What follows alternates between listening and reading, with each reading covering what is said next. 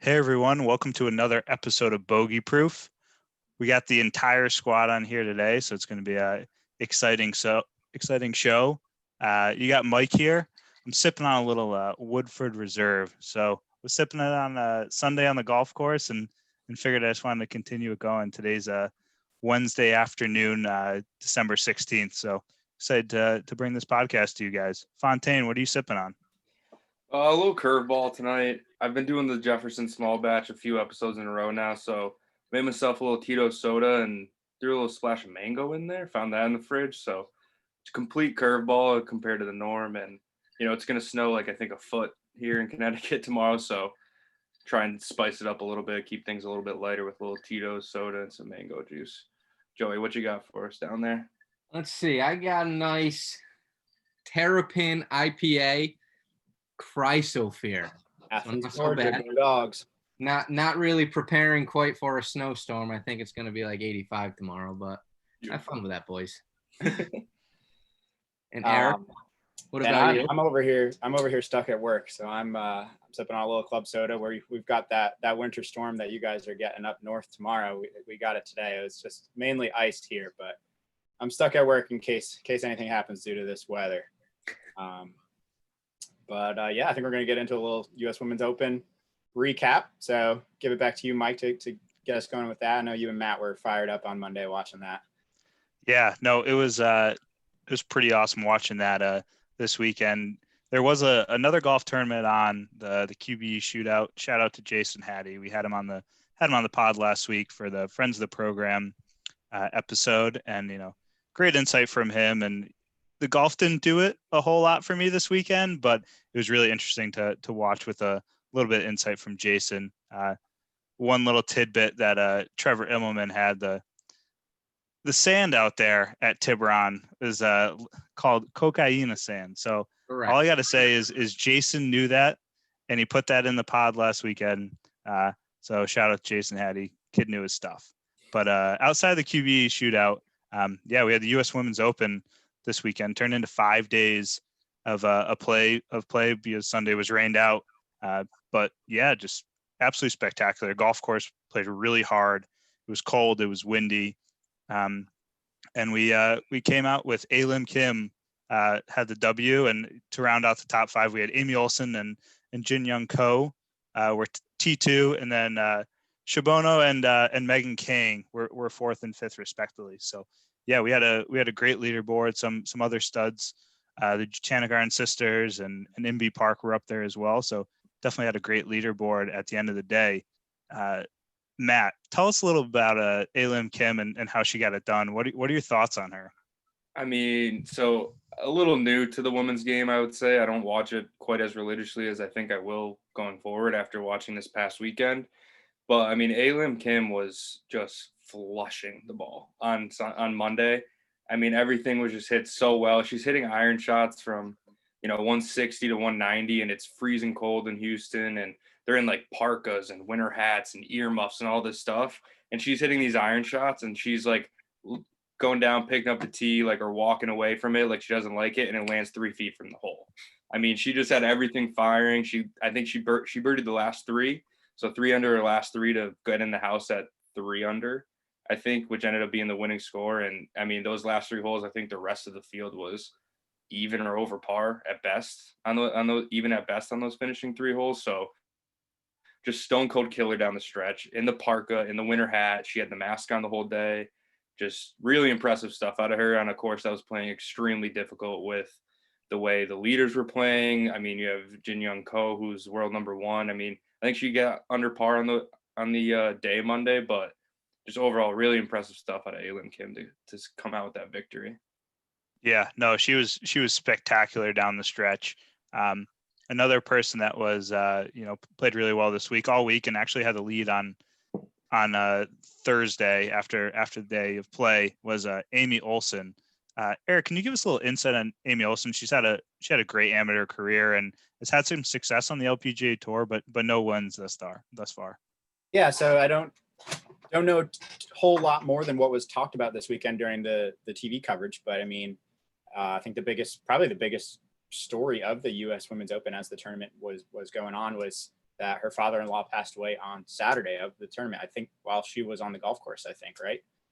So pretty crazy stuff there. And I mean, pretty incredible performance by her to be able to go out there and still compete for a major with all that going on behind the scenes. And I think, Mike, you had said earlier, like you said, she had a pretty amazing amateur career, 20 wins in college. I mean, come on, that's a little nuts.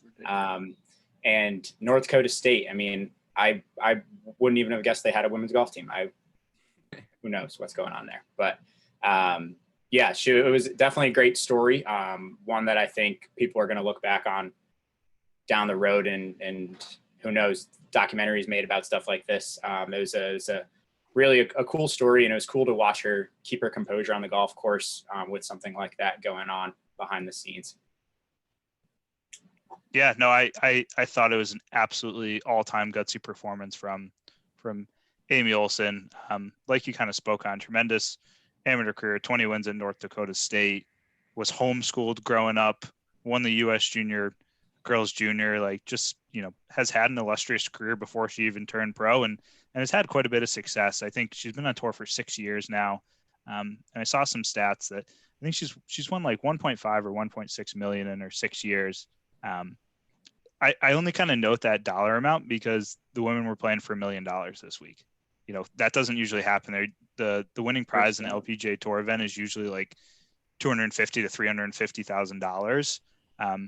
So they're playing for a life-changing amount this week. It's almost as if, on the regular tour that the men are playing for $5 million for a major, which they don't do. So I thought that was kind of a cool little tidbit. And rounding out the top five, I thought Megan Kang, she finished fifth. I liked what I saw out of her. She's got a lot of game. Short game wedges were pretty spectacular. She flagged a bunch. I saw one time, and we don't see this a whole lot on the PGA Tour. She hit one in the trees and she punched it out and she knocked a wedge to 2 feet and she moved on. Like, the men seem to try to do some more spectacular things, but she definitely just stayed within her game and got it done and walked away with a par and moved on. So I thought that was fun to watch. And another little tidbit was that it was her 8th US Open. She's 23 years old and she's playing her 8th US Open. But Matt, what was the number that Lexi Thompson had played in? She's 25 years old. How many has she played in?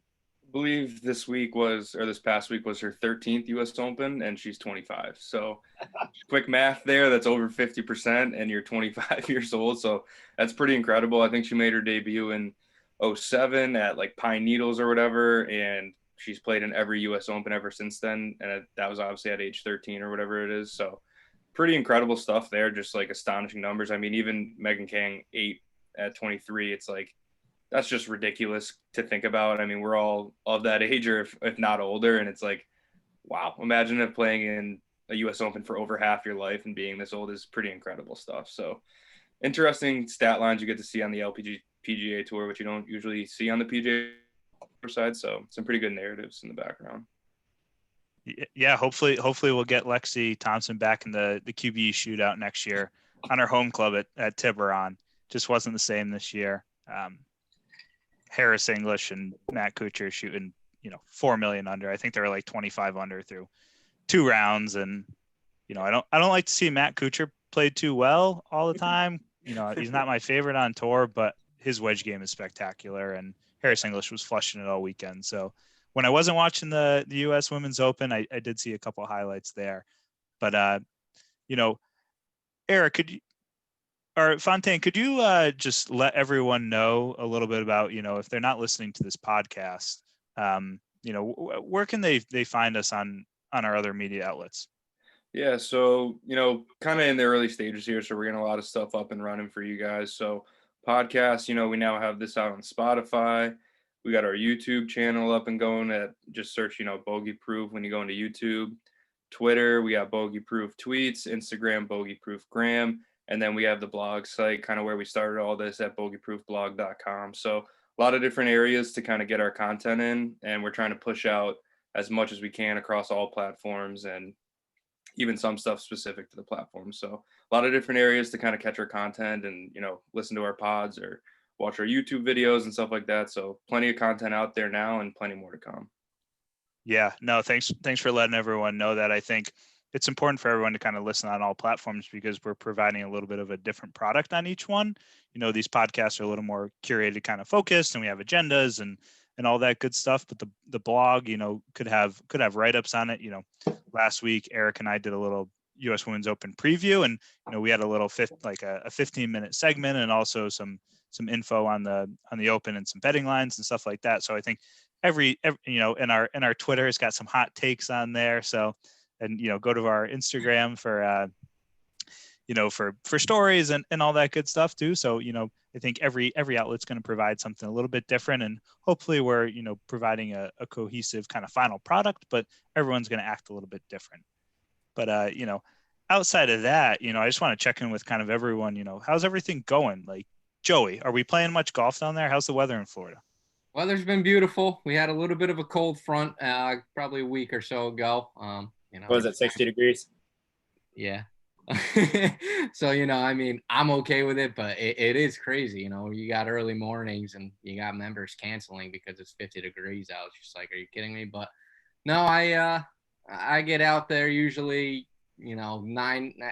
almost 9 holes after work. It gets dark probably right around 6 o'clock. But trying to play, practice as much as I really can. Can't get 18 in as much as I'd like, but got 18 in the other day with a couple members, which was nice. Played okay, and it's a work in progress, as everyone knows. But hopefully, pretty soon, all of us will be able to get back on the links and share some good memories together. Yeah, when you go out there for 9 holes, Joey, kind of give us the pro perspective. What are you working on? Is there something specific that you're working on in your specific game? And then you talked a little bit about playing with some of the members of your club. How are you helping them, in a little 9-hole, fun little match? Yeah, so usually when I go out after work, I play with another one of our assistants that I work with, Tony. He's a little bit younger than us. So him and I might just do a little friendly match here and there, just match play, nothing special about it. But like tonight, luckily I kind of got out there, by myself and just played a couple balls, tried working on a few things. And, for me, one thing that I've learned, especially when out there practicing, don't really give a crap about, what you're shooting, just kind of work on a few different things. And like me, I've noticed in my game, yeah, we all have our bad shots that kind of hurt our scores, but at the end of the day, when you tally everything up, me, it's my short game that's really been kind of hurting me, whether it's around the green or just kind of pitch shots or anything like that. So, like tonight, my purpose, I played from tee to green, but like once you get around the green as well, you just drop a few more balls, work on a few different chip shots, pitch shots, and, make a little game out of it. Par 3, got to get up and down to make birdie, something like that. So, just kind of changing it up and getting a different routine, because the more you kind of just keep doing the same thing it's not how you really improve. And that's one thing that I've learned in this journey that I'm going through. So, yeah, it's fun to go out after work and play with my buddy, at night and have a good match. And I tell him, I'm like, it's not good to always do that, So, this winter, a goal of mine is to not go out and play every night, whereas just go to the chipping green and the putting green and get those reps in, because I don't have as much time to do it as I'd like to.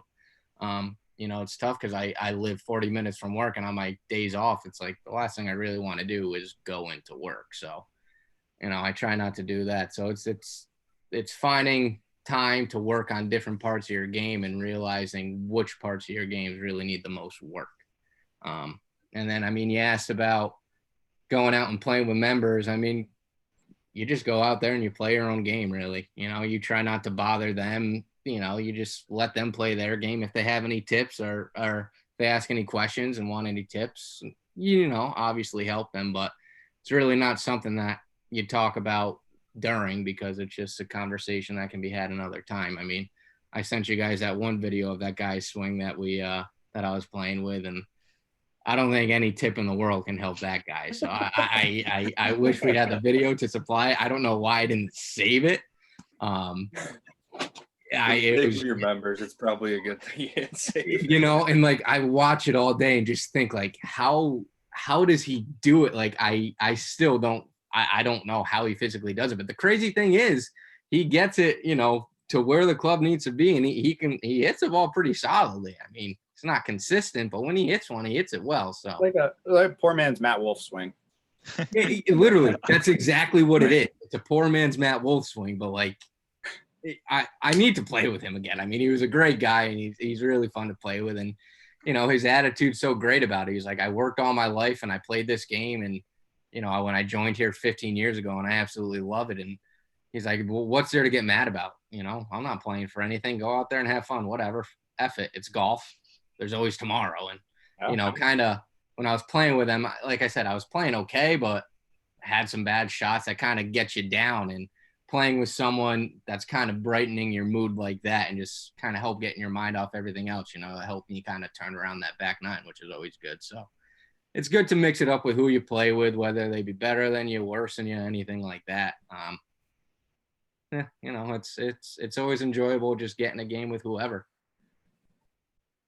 Yeah, no, Joey, great insight. And, hopefully, if golf doesn't work out, maybe just, go down and get a PhD in psychology or something, because your comments about just like being present and having a good time are, right on par, I think.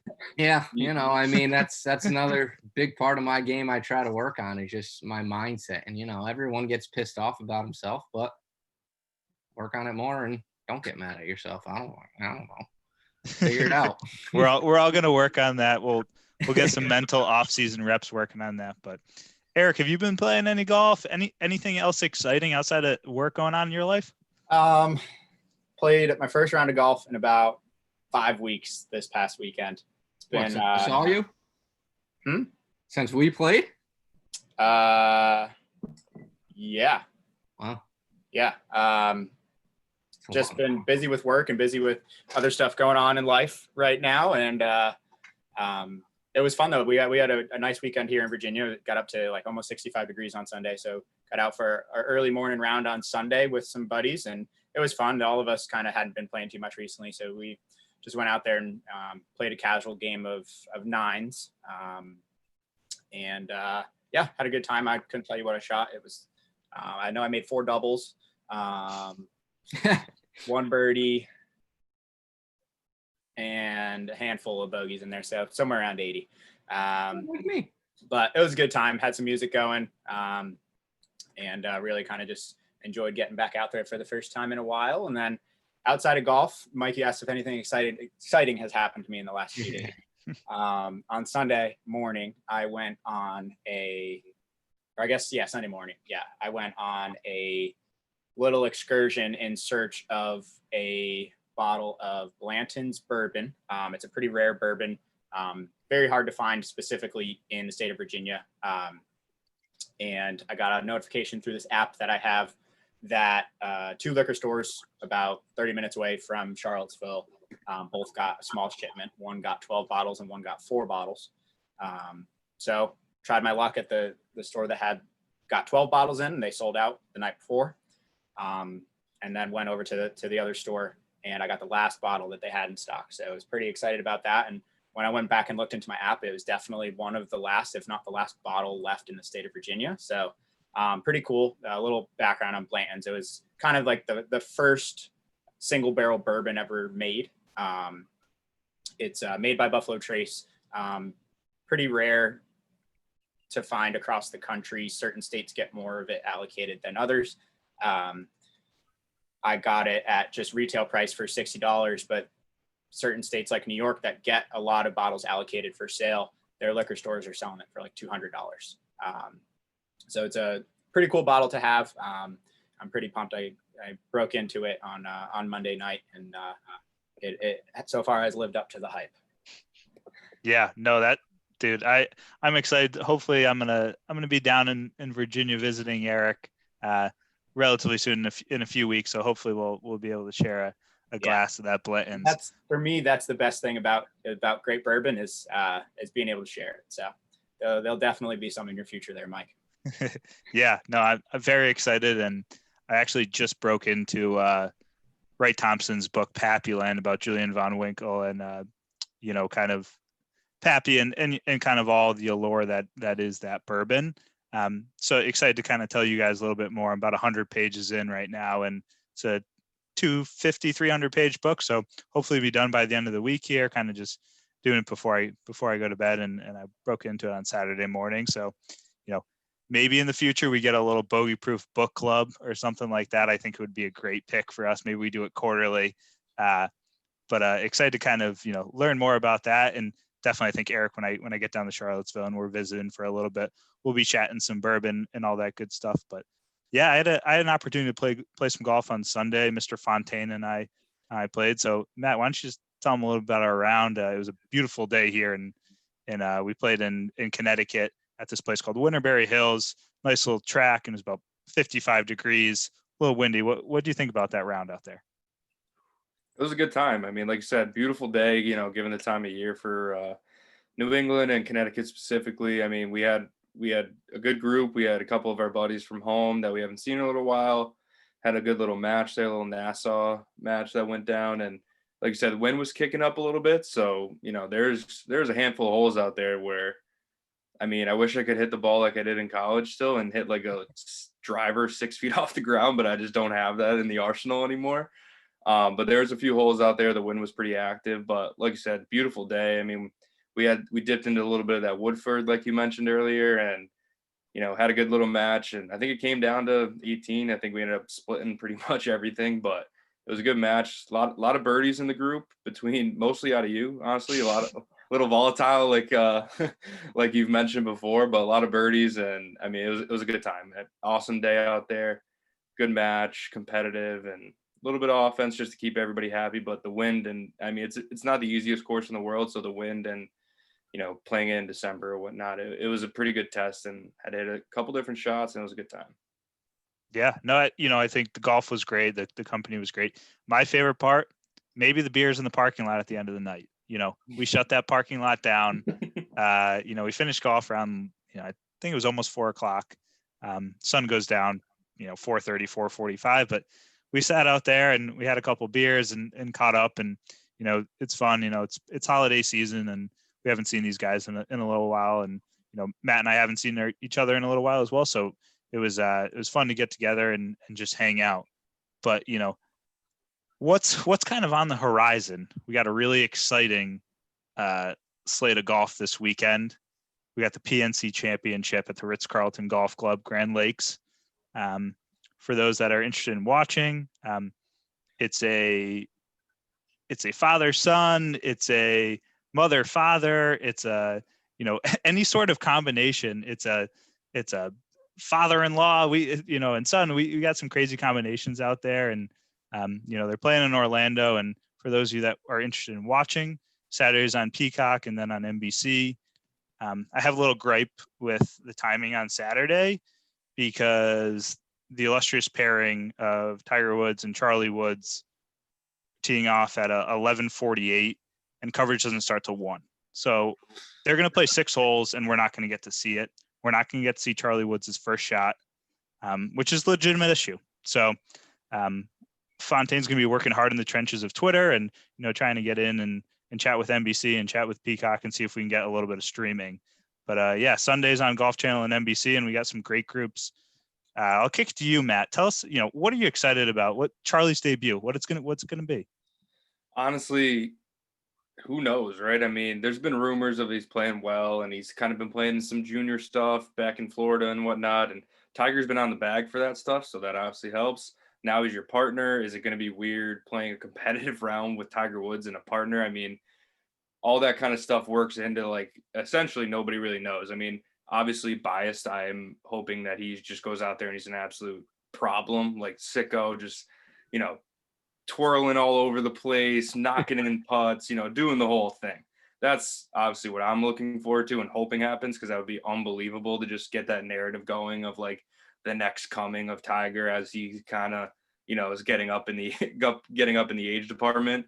I'd love to get that narrative going. But honestly, I mean, I'm just looking forward to seeing, him and Tiger play together. Tiger's going to love that. And then they also have, as Mikey called a few weeks ago in our one of our maybe first episode, if not second episode, Mikey, was wondering if Joey LaCava and his kid were going to, keep the father-son theme going and maybe caddy for Charlie and Tiger. And I think as of this morning or yesterday, that's the case. So, Mikey with a little insight there, predicting the future. So I love that. But so I'm looking forward just to overall, I don't normally watch this event, but with Tiger and Charlie playing in it, obviously it's must see TV to see, can Charlie handle, I mean, there's legitimate pressure on an 11-year-old to play golf. You don't see that all the time. So it's going to be interesting to watch and just see if he has, what kind of game he has. I mean, there's some people that play in this that there's not many people that are his age that play in it. It's a lot of, they're the pro's son, but they're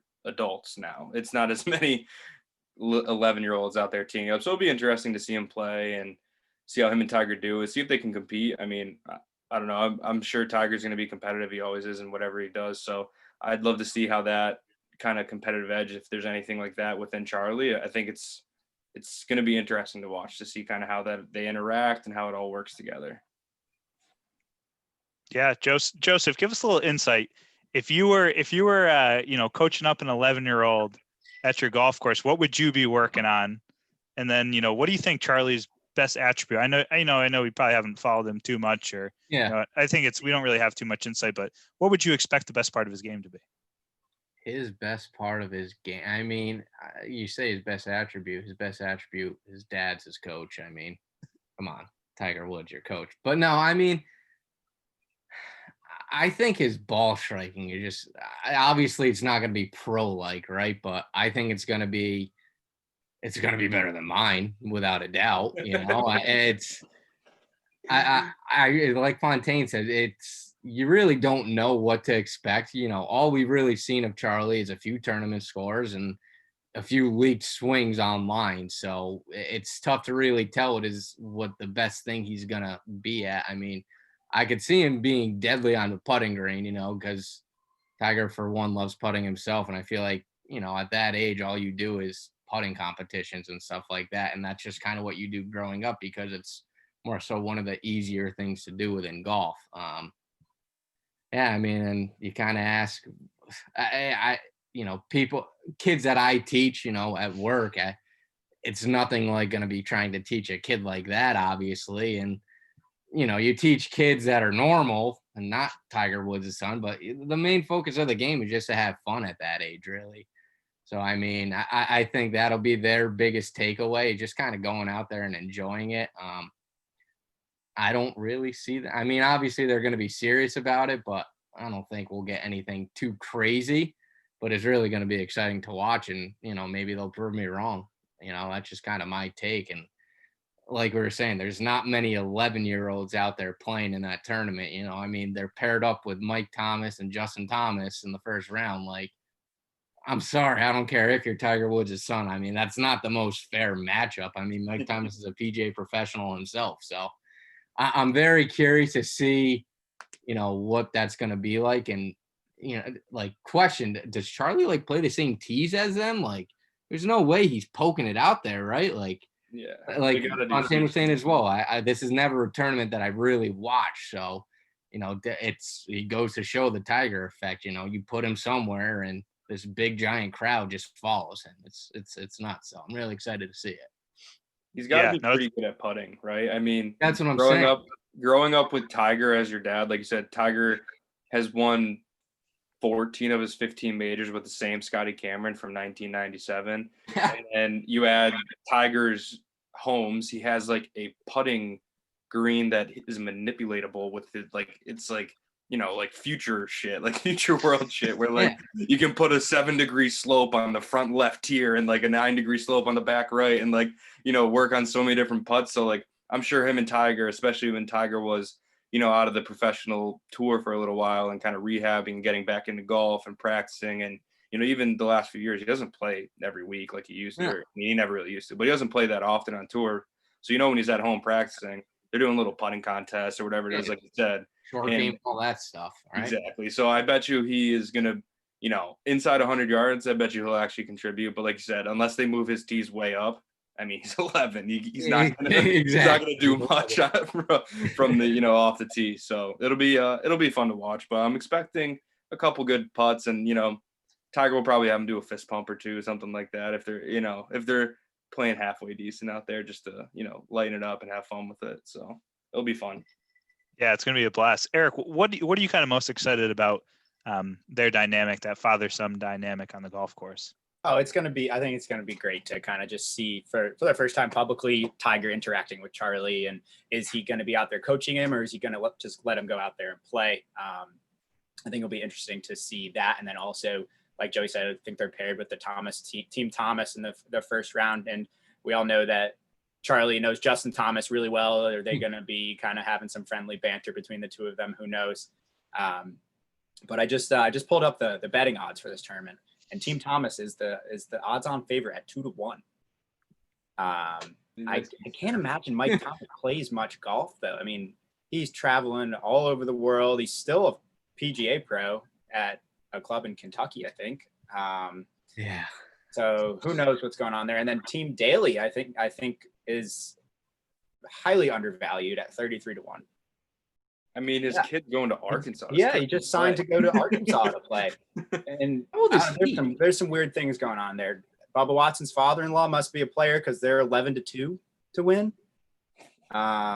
Yeah, so that's crazy. A lot of value in the Daly pick, though. A lot of value. If they got matchups, I'm taking Daly over Watson. Like, in the house on that. I mean, between Little John and John Daly kind of hangs around the Champions Tour, but Little John can play. I mean, the reason why JT is the odds-on favorite is because JT is the best player in the field by quite a bit, I would think. I mean, he's 2 or 3 in the world. I forget where that shuffle ended by at the end of the year, but he was number 1 for a little bit. I mean, he's by far the best player in the field. I mean, Tiger would probably be the next best, maybe. I mean, Kuchar's in that conversation too, but nowhere near the level of JT over the last 6 months. I mean, he's playing some awesome golf, and like you said, his dad's a pro, so they're far and away the favorite, and I would be surprised if they don't win, honestly, given the field that's out there. But give me John Daly and Little John as my underdog pick all day. Yeah, I like it. I don't hate that. Yeah, no, and Eric, I appreciate you bringing up, the betting odds there. I think it's kind of, one thing we're working on here at Bogey Proof. We're going to be putting out a monthly newsletter called Bogey Proof Picks.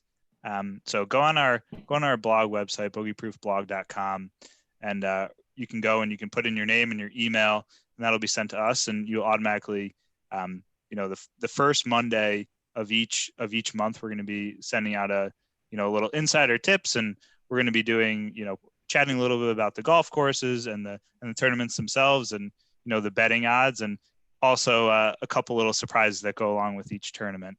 So be on the lookout for that, and, throw your name and your email on the website, and we'll get back to you, the first Monday of every week. But, outside of Charlie and Tiger, I'm really excited for a couple of the other pairings. I think we chatted, there's some absolutely wild pairings out there. I'm excited for Jim Furyk and his son Tanner. Does Tanner come out with a wild golf swing? Does he have a perfect golf swing? I think that's a legitimate question that we have to answer. So I'm definitely intrigued to see, one of those tee shots, or, a full iron shot from Tanner Furyk, and see what his game's like. I think he's in high school, so I think we'll have a good perspective of, he's probably got a pretty decent golf game. And intrigued about that.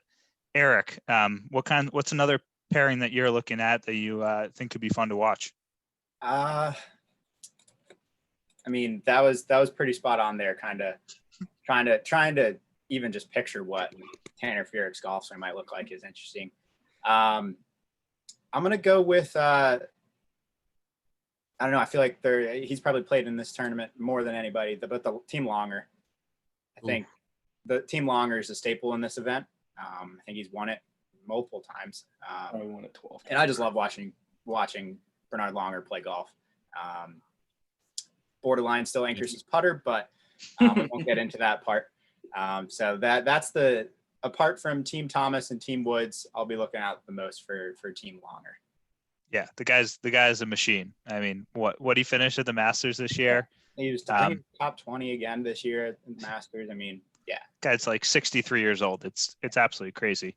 Joseph, Who are you? I know you're a big VJ guy, but Oh, are yeah. you intrigued about that matchup, or is there another one out Absolutely. there? Him and the Quasimodo, absolutely. Yeah, no, I mean, there's something about Vij that I've always liked. I mean, even really before my golf days, I remember my brother, he'd be playing Tiger Woods on PS2, and if I'd hop on, I would just pick VJ. I don't know why. I did. So there's always been something with VJ with me. So I'm always excited to watch him, but I think Lee Trevino, he'll also be fun to watch. I just, going back and seeing highlights of him and just kind of hearing some of his past stories, it's another player that I've grown to really enjoy and want to learn more about. So, I mean, I would say those are my two. I wouldn't say I pick them to win, but, it's a couple pairs that, will be enjoyable to watch at least. Yeah, for sure. Fontaine, what are you thinking? Who do you got your eye on? Outside of kind of what we've hit on before, I mean, it'll be pretty cool to see like Annika Sorenstam play. I haven't seen her play in quite a long time, and I don't know if she normally plays in this event and I just miss it.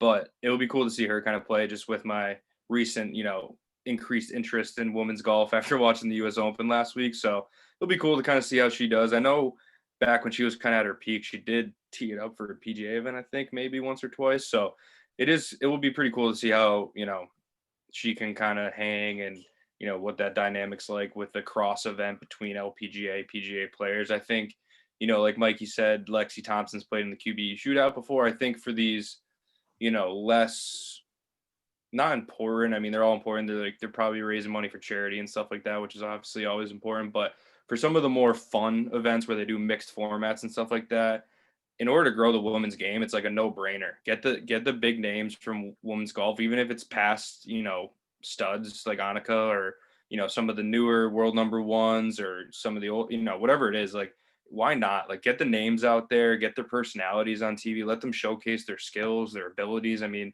some of the shots I watched at the Women's Open was like unbelievable. I mean, they're hitting 5 woods from like, 210, whatever it is, but like cold winter conditions in Houston, and they're putting it to 7 feet. And when you see a 3 wood or a 5 wood come out from the pros, it's like, all right, here, like, this is going to be a shot. They're going to have to do something here. They got to hit some big sweeping cut, hook, whatever it is. Kind of, they're like hitting a more difficult shot, right? Like these guys, it's like, nope, step up, tee in the ground, let's hit it to 5 feet, like we do with every other club. So I think that's like one thing for me with kind of getting the LPGA kind of mixed in a little bit more, I think is, and watching Annika this weekend will kind of, for me, that's what I'm going to watch and see how that kind of interaction works and see if there's any kind of future with that. And I just don't see why there wouldn't be, but I'm interested to see kind of how that plays out.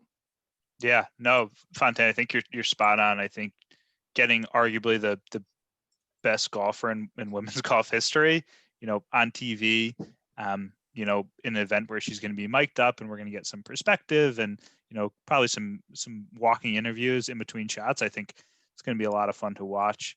I think you brought up something interesting, kind of this crossover between LPGA and PGA Tour. I think something that they're definitely diving into, and a friend of the pod, Danielle Kang, she we chatted quite a little bit about, we were hoping she was going to play great last week at the U.S. Women's Open, but she didn't. But she actually came out with something interesting on Twitter and said that if there was an LPGA and PGA crossover, like team event, she would want to be a part of that. So I think I'm hoping the PGA and the LPGA Tour are working on something where we can get an event where we have, the best in women's golf and the best in men's golf come together and play like a match play championship or a best ball, or even kind of like a QBE shootout kind of situation with one male and one female. I think that would be a lot of fun. And I think we would get a crossover of not, we wouldn't just have US players in that case. We're going to have an absolute world-class international field in an event like that. So, I think there's definitely an opportunity in golf to kind of explore some different areas like that. Do any of you guys feel like maybe there should be another type of event or something that would be along those lines that would be interesting to watch? I think Go, Eric. Yeah, I mean, definitely the LPGA PGA Tour mixed event would be pretty incredible. I mean, I think last year Annika Sorenstam and Henrik Stenson had teamed up and they were hosting a European Tour sponsored LPGA PGA event in Sweden. So I think it's definitely something that we're going to see soon enough in the future, whether it's overseas or here in the States. And I think it would be, I mean, the whole thing right now with women's golf is grow the game, and make it more accessible, put it in front of more people's eyes. And I think nothing would do that more than pairing up the ladies and the men together in a tournament. So yeah, and there's definitely some other cool formats out there. I know, Joe, kind of being in the golf business, there any like mixed formats or anything that you could think of that would be cool to see on the national stage? You know, yeah, there is. I'm just trying to think what they could do. I mean, granted, the tournaments that we freaking do for these ladies, it's the most absurd freaking format you've ever even heard of. So, I mean, I wouldn't really recommend those, obviously, but I mean, I think honestly to see like, I also want to say it baffles me that we haven't seen a PGA LPGA Tour crossover, something like that. You know, that's something I've always kind of thought about would be really cool. But I think like if they were to do that type of crossover, I think it'd be really interesting to see like that format be alternate shot. You know, just to see what they could kind of work off each other's balls and anything like that. I think that'd be really interesting. I think that'd be the most fun format to watch, but I mean, you always have better ball or something like that. So as far as, and then, I mean, you could, yeah, I'm just going to stick with alternate shot. No, I agree, Joe. I think that's alternate shot kind of plays into the strategy aspect. Yeah. And, you know, I think it would definitely be a lot of fun to watch, but, Mhm. you know, kind of closing loop on the PNC championship, you know, it's holiday season, guys. And, you know, I think when I think of holiday season, I think of, you know, being around the house and hanging with family and all that good stuff. And I know we've chatted in previous podcasts and on the blog as well about, you know, how important golf is as kind of like a fixture of our families. You know, so I kind of just want to send it over to you guys, and we'll start with Matt. You know, you know, do you have kind of a memory in mind of, you know, like you and Pops on the golf course that you kind of think back when, you know, you guys are sitting around the table at holidays, you know, how many great experiences have you guys had on the golf course together? Yeah, I mean, I think it's a good point, you know, especially given this time of year. It's a good time to, you know, take a step back and think about that kind of stuff. So I'm lucky enough to play quite a bit of golf with my dad. So he's a member at a club back up in Western Massachusetts, and we used to both be members at a different club that Mikey was a member at as well back home. So, you know, we've been lucky enough to play a bunch of golf together throughout the years. I think we played in a couple father-son like MGA events, you know, kind of when I was in high school, you know, before I had my own kind of competitive golf career with college golf and all that kind of stuff. And then, you know, we used to play in the league together up at the club when we were both members. So I used to love kind of competing with my dad, you know, being partners and stuff like that was always a good time. And, you know, playing in the leagues, whatever it was always fun. And then one of my favorite moments, just to kind of like loop my mom into this as well, was, you know, me and Mikey were able to play for a national championship back in college a couple times. And for one of those, I believe both my mom and my dad came. So like having them follow me around for the day and, you know, in that kind of competitive environment where it's like, I'm really, you know, I'm grinding and all that stuff, but like to be able to after the round, like my mom's not a huge golfer. She doesn't play herself and she doesn't usually go to any kind of events. I mean, she'll go to a couple of my high school events and, you know, like I mentioned, she went to the nationals and stuff like that. So it was just nice to kind of have that full kind of family thing where, you know, after the round, I ended up playing halfway decent that year. So I wasn't in the worst mood coming off the course, which has been the case before, but you know, it's just nice to kind of, you know, come off the course and, you know, see both of them. So it's nice to kind of reflect on that kind of stuff. And those are probably my favorite memories, you know, with golf and my parents, whether it's, you know, me and my dad kind of competing together in leagues or, you know, in different kind of events or tournaments we've played in along the way, or just having both of them there when I'm kind of competing at the highest level I've made it to, which would be those national championships, and having them kind of along for the ride was pretty awesome. Yeah, no, Fontaine, I appreciate your perspective on that. I think our parents actually drove together to that one. I think that was the Rochester one, and they drove together. So that was kind of that was fun to kind of see and you know, them make the trip out there. Joey, could you kind of just loop us in on, you know, how is your family involved in golf, and have you guys spent time on the golf course together, or is it, you know, is it, in the clubhouse or whatever? Kind of loop us in on, where golf sits in your family life. Yeah. Well, I first quickly, a little fun fact that I saw about the PNC. Lee Trevino, who is 81, is playing in his 23rd event here, and he has never missed this tournament. Thought I'd throw that in there. Good for him. Right? Good for him. 23. Anywho, no, golf in my family, it's a little different, I would definitely say, from your guys's. We never belonged to a club or anything like that growing up. My dad always played growing up, and so did my brother, but I was a very stubborn child, and for whatever reason, I didn't want any part to do with the game. I always just said it was really stupid, it was dumb, and I honestly said I would never play this game, and here we are. So, I would definitely say one of my best memories with my dad and my brother for that part, was when they forced me to play, right?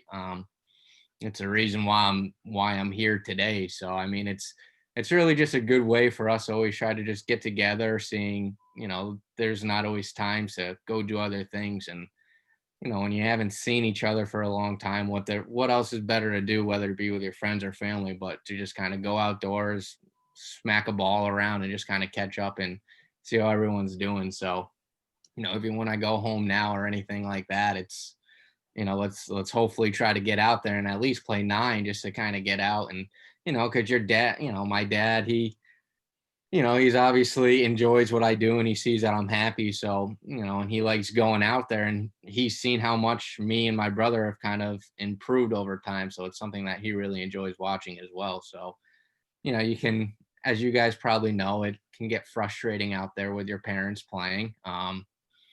Sometimes it's like me and my brother just kind of want to go out there and have a match, but then, God invite dad, which is great and all, but sometimes you like those matches, but at the end of the day, you're glad that he came anyway, because, it's your father, and he's the reason that I got into this game, and any time spent with him is something that I'll always, cherish and be happy about. So, I mean, I wish I could get out with them a little bit more, but that's the price when you live in different states as them, and we're just kind of grinding it out in the golf business. So here we are.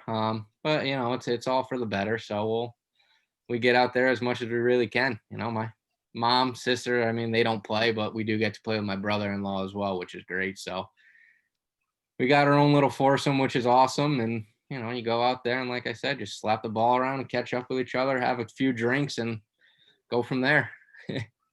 Yeah. No, sounds like a blast, and I agree. That's kind of where I sit from a family perspective, and golf, it's just a great opportunity to spend time together. And yeah. I think I'm super lucky to be surrounded by golf on all sides. And everyone wanting to get out there and kind of having the opportunity to play a competitive match and learn. Spend some time at home right now in Massachusetts, and I've actually had an opportunity a couple times a week. I get up early and I go work on my game with my uncle, who's a PGA pro and a really accomplished player. So it's, it's just a different opportunity to enjoy the game of golf, but also kind of put a little bit of grind in and just enjoy each other's time. I think kind of chatting about my uncle there, might get there at 7:15 and leave at 8:45 or something. I didn't hit balls for an hour and a half. We shot the shit, and we caught up, and we just, I was seeing how my cousins' lives are going and all the things that are going on. He's giving me a little perspective on the golf industry, and, he's seeing how things are going in my life. So I think, it's just an opportunity and kind of a vessel to enjoy each other's time and, spend time with others. Eric, what's, kind of from your perspective, where does golf fall in, in your family life? And, how does it kind of give you guys the opportunity to spend some time together? I mean, definitely kind of something that's always been around our family growing up, with my dad working in the club business. I mean, I was introduced to golf at a young age. My mom played golf her whole life. So growing up, I played most of my golf with my mom. My dad really didn't get too much into golf until the last couple of years. But one of my oldest golf memories, and one of my first memories ever playing golf with my parents, I was probably about 8 or 10 years old. And I think, Joe, you might know of this golf course. It's called Buell Park Golf Course, or nickname is Dum Dum. It's in Western Pennsylvania, where my mom grew up. And it's the only free 9-hole golf course in the country. It's been free for over 100 years. It's a city park. Opens at 8 a.m. every day, and anyone can kind of just go out there and play. So I was playing there with my parents when I was 8 or 10 years old. That's awesome. Around the second tee box, cold topped one off the second tee box, went about 10 yards. My dad pretends to go pick up the ball and throw it back to me. Little did I know he made a little switcheroo and threw me one of those exploding golf. Proceed to tee up the exploding golf ball, not knowing obviously that it's about to explode on me. Probably made the best driver swing I still have ever made in my life to this day. And the ball just went into a cloud of dust. And I was 8 years old. So I was like embarrassed and mad, and I was yelling at my dad, and he thought it was the funniest thing in the world. And it's something still to this day that he enjoys telling that story at least once a year, how slick of a move he made making the little switcheroo with me there. That's the best. I love that. There was a Golf Channel feature about that golf course. So yeah, interesting that you brought that up. It's a cool spot. Yeah, my mom grew up in the town that it's in, so she grew up playing that golf course. That's how she got into golf, and I probably played it half a dozen times or so. I would love to play there. Yeah, it's definitely unique. Obviously, only free golf course in the country. So got my name written all over it. It does. It really does. It literally does. I'm pretty sure there's a stick or what? Sorry. Is your mom a stick? No, she's about a 20 handicapper. Yeah. So guys, if we're not heading to Western Pennsylvania to play the free golf course out there, if you're packing your bags with the family, you got your immediate family back together, you got your brothers, sisters, parents, where are you guys headed for a week just to kind of unwind and hang out together? I'll send this over to you, Eric. I mean, for me, it's Las Vegas, a place that our family, as you all know, is very familiar with. My family and I have been there plenty of times, and obviously, when I was 12 years old, I wasn't hanging out on the Strip. I was playing golf or exploring, going to the Grand Canyon, stuff like that. But I'd say that's a place that is special to our family, and obviously a lot of golf to be played around Vegas, and also a lot of other things to do. Some pretty incredible restaurants. Las Vegas is booming right now with kind of the restaurant scene, and suburbs of Las Vegas are also starting to explode. So that's where it is for me. And my parents are currently in the process of moving out there right now. So I'll definitely be spending some time with them there in the near future. Joseph, what about you? Where are you and the parents and your brother and sister headed? There's thousands of places you can go, but at the end of the day, I think the only place, like me personally, especially since I haven't been able to go back there as much, would be our family's lake house. Just kind of going up there with just them and hanging out on the lake and the boat. And there's some golf courses that are in driving distance, but whenever I'm there, what we'll always do is just there's a big yard. You guys have been there, you've seen it, and you just grab a sand wedge, pick a tree, and that's your hole. And sometimes that's all you really need.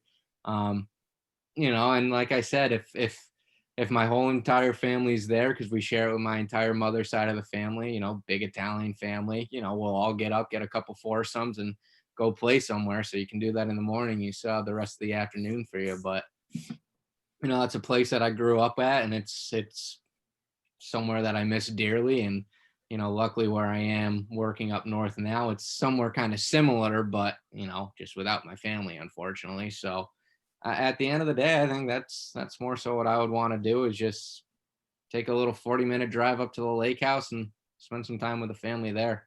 No worries really to care about. Yeah, I can speak to that place. Absolute blast. Only been there once. Probably best that I don't go back, just because I feel like it probably took a couple of years off my life.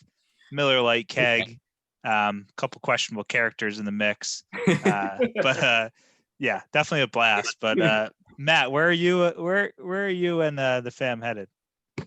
It's a good question. I think if we're really trying to get away, like relax and, kind of take a step back or whatever you want to call it, we're probably going to Lake George. I mean, we've been going there as a family.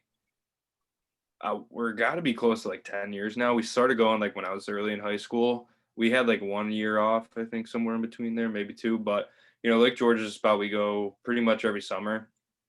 And we've never done anything golf related up there to date, but it's not that that's not an option. It's just more like, we go up there in kind of, the summer, and, when we're home, we're usually golfing. So it's like when we go away, it's like, all right, let's just relax and do nothing really is kind of the goal. I mean, the other family we go up there with a lot, that they bring a boat. So like Joey said, I mean, we get up every morning, we go fishing, we come back, kind of regroup, pack some lunches, and we're out on the lake all day, kind of enjoying the water and, the weather, all that fun stuff. So that's definitely a location. And, I think at some point we probably would want to turn that into somewhat of a layer some golf in there. My uncle, my cousins, on my dad's side, they're big golfers as well. So, and they've been to Lake George with us before too. So it's definitely not out of the realm of possibility that, one of these vacations turn into a little bit of more of a guys kind of golf trip with the lake during the day, or, after golf, before golf, whatever it is. So that's probably the spot we're going, is Lake George area. I know there's some good courses around there. Just haven't gotten the chance to. The Sagamore Resort there. I haven't played there yet, but I've heard good things about that place. Yep. And Matt, I know you guys have gone there for a while, and it's kind of a staple for you guys in the late summer. So don't mess with that week for the Fontaine clan. Absolutely not. But yeah, I think very much along the lines of what you guys have said. I think our place. I'll kind of answer this in two parts. I think, the place that we've gone a bunch. My dad grew up in Rhode Island, and I still love going to Rhode Island and going to the beach, and have an opportunity to eat some real good seafood and just kind of hang out. Like, I think it's an underrated aspect of, when you're home around the holidays, especially once you move out of the house. With me kind of living in Chicago for the last few years, I seem to be home around the holidays, and it's a lot of running around and going to different parties and, seeing all different family. I think Rhode Island's kind of the place that we kind of, just chisel off a little bit of time and just kind of hang out, just hang out in my grandparents' backyard, or go to the beach for the day, or, maybe we play around of golf. My dad's an absolute nut when it comes to playing golf. So usually we find some time. If we're down there for a week, we'll play 3 or 4 rounds. But I also think, the last few years, we've tried to do like an excursion every couple of years. So I think I would be excited to bring the family out west, like a Wyoming or a Utah or something, go play some golf in some elevation, go to a national park, something like that. I think would be a lot of fun. So that's kind of next on our list, is to head west and, just enjoy each other's company and, enjoy the time out in kind of a different environment than New England. And Mike, to stay on the topic of family real quick, so Golf Channel has Tiger Tracker and Jordan Spieth Tracker and stuff. I think pretty soon here we might need to start up a Ryan Downs Tracker. Hey, absolutely. Hey, there's not a lot of people that are working on their game at Great Horse inside in December. It's me and Billy Downs, and it's my brother came this morning, got his butt out of bed, and we were grinding on his game out there. So, but yeah, my cousin's a stud, and if you guys can get a line on a U.S. junior in the coming years, I would say he's a good value pick right now. In a couple of years, you're probably gonna have to put some decent money on just to make your cash back. But Ryan Downs Tracker could be a lot of fun in the future. So yeah, it was funny. It's funny you say that, because he kind of one of the last weekends he went out there and played like the women's tees, just to like kind of fuck around with my little cousin and my aunt. And he shot a 60 from the women's tees, and I was like, I know it's the women's tees, but like you still got to get the ball in the hole. A 60 is a 60. Are you shitting me? A 60 is a 60. I don't care how many. Like, you still, like you said, you still got to put the ball in the hole. Par 3 is a par 3. You still got to make a birdie. 60 is ridiculous. He just turned 15. I was like in our junior club championship this year. Granted, they played the green tees, which the top of my head, I don't know the yardage, but the kid's 17 and he shot 67. I'm like, I don't care what tees you're playing from. That's amazing. That's unreal. 60 is so low. That is Yeah. unbelievable.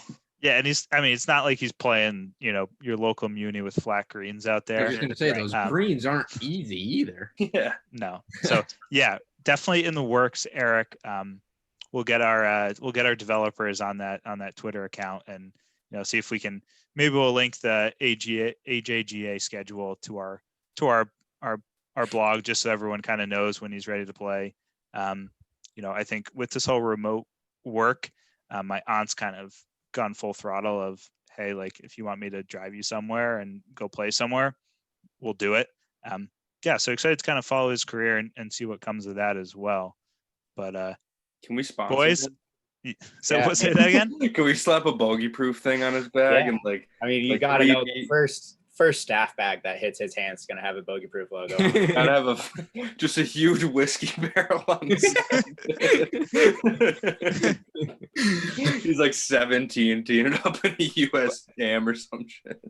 Well, yeah, his water bottle is actually like a whiskey barrel. Yeah, there we go. It's shaped as a whiskey barrel, but yeah. So I can chat with his coach, his agent, his father.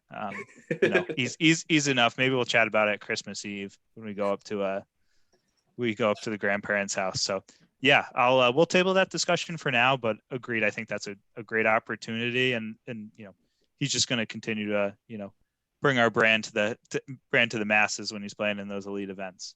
But boys, I appreciate you hopping on tonight. It's always a blast catching up, and hopefully we'll get to see each other, play a little golf, have a dinner, and sip on a glass of bourbon sometime soon. Cheers. Cheers, guys.